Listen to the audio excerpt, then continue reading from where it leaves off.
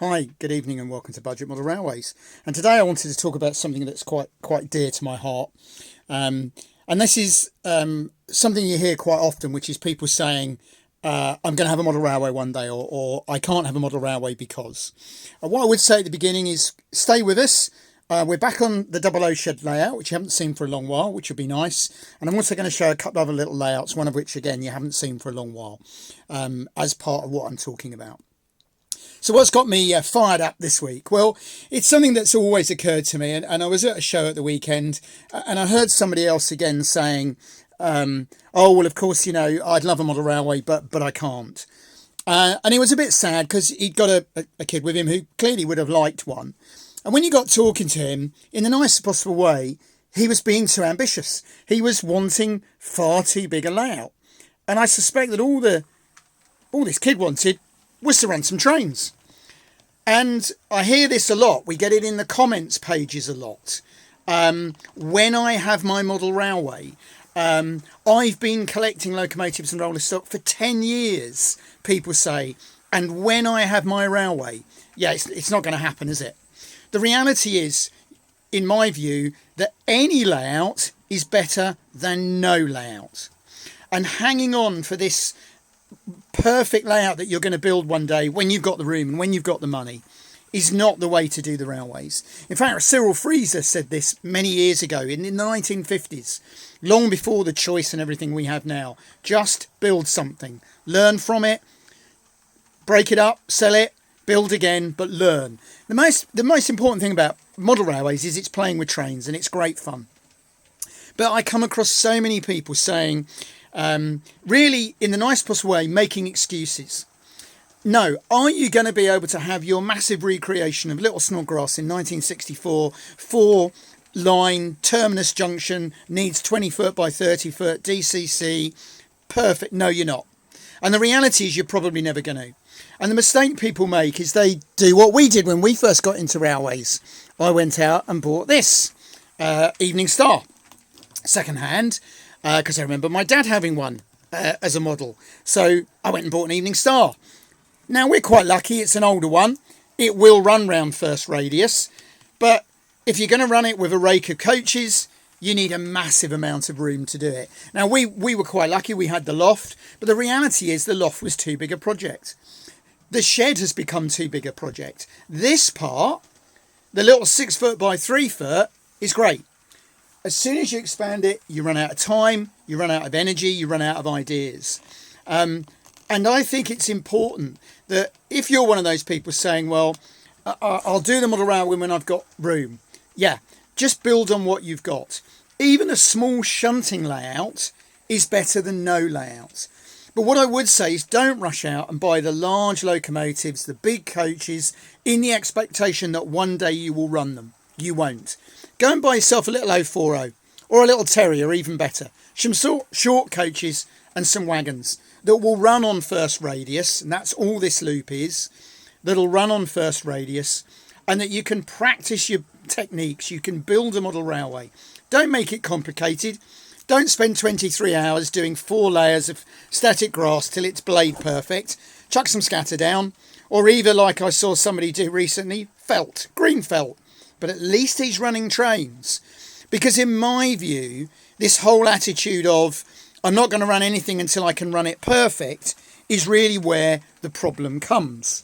Now, I'm not going to pause this here because I find my phone camera shuts off. So I'm going to move over here to show you a couple more layouts. I'll try not to move too quickly.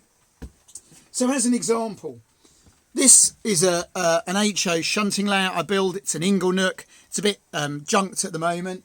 But that is relatively small. It is only, I'll get my tape measure, bear with me a second. It is only 32 inches by, I think it's about 16. 10. Inglenooks are great, even in double O. I know I've been doing them in N, but even in double O. Yes, you'll put a little bit of a fiddle yard on there, but I knock that up in a couple of weeks' worth of evenings. And I can sit and enjoy running my trains. So even in double O, you don't need a lot of space. Of course, in N, And you'll have seen this the other day. Oh, it's Budget the Bear. We haven't seen Budget the Bear for a long while. Say hello to everybody. Say hello to Budget the Bear. That's my little N-Gage layout. That is only 16 inches by 8 inches. Underneath it is a similar size, so N is even better. But the important thing, I think, is don't make excuses. Don't say you must have signalling. It's got to be ballasted. I only want to recreate. Spoke to one guy who said, well, I only want to recreate a 1952 Southern Railway. Yeah, well, that's going to make it difficult because you've got to buy only those locos, which will mean you can't pick up bargains. Only that set rolling stock, which means you've got to have patience and money. Do it either freelance, which is what I do with N, or at least a little bit, don't care. Just buy some locomotives you like.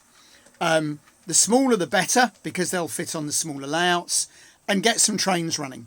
It's much cheaper to do that technique than hanging on for exactly the locos you want. Forget all this nonsense about era and locations. This is not an era at all location layout, but looks just wonderful. And it's great fun. I can just sit and run trains on it. Yes, I've added the longer line round the shed, but actually even when I had the single line there, I had great fun running it. You will end up buying too many locos. I would just buy 3 or 4 decent locos and some sensible rolling stock. But as I say, don't keep making excuses. Everybody's got room for a model railway. You might have to go in to give you the space. Double O shunting layouts, make them fairly robust, stand them on their end behind a door, make them quite low, put it under a bed, take it out and run trains.